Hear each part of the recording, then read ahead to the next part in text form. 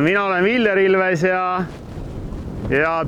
tema on Aadu ja meie hooldame siin Alampeidal pärandkooslusi. Ja Alampeidaga seob meid see, et Aadu on siin sündinud ja minul on isa siit kandist pärit. See on ju tegelikult regionaalselt ka väga oluline, et kohalikud inimesed tegeleksid nende asjadega siin. Et see karjakasvatus, mida on pärandkooslustel varasemalt tehtud, et see säiliks.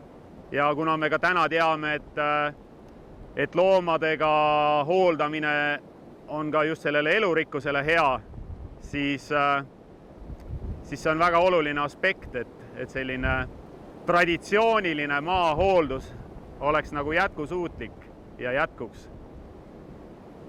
Mis siin salata, et selle kõige suurema väljakutse üldjuhul esitab lammialadel loodus ise oma heitlikkusega, et näiteks see sama koht, kus me siin praegu ju räägimegi, on olnud suvesid, kus siin ma praegu seistes oleksin kuskil selline põlvini vees ja vee alt heina tegemine või loomadel heina söömine on pehmelt öeldes raskendatud. Looduse heitlikkus on üks väljakutse ja eks kogu selle asja nagu sobitamine looduskaitse ka ja samas ka nii-öelda peab see olema kuidagi nagu majanduslikult mõtestatud ja mõttekas.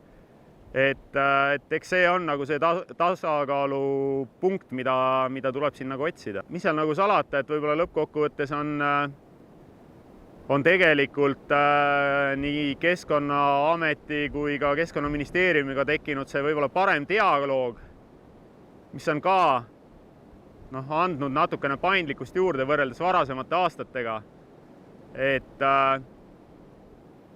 Et see on iseenesest väga oluline, et just kõik osapooled, kes me siin oleme, on need liigikaitsjad, Keskkonnaamet, ministeerium, hooldajad, et see dialoog nagu oleks olemas ja säiliks. Raha on teenida võimalik lihtsamalt.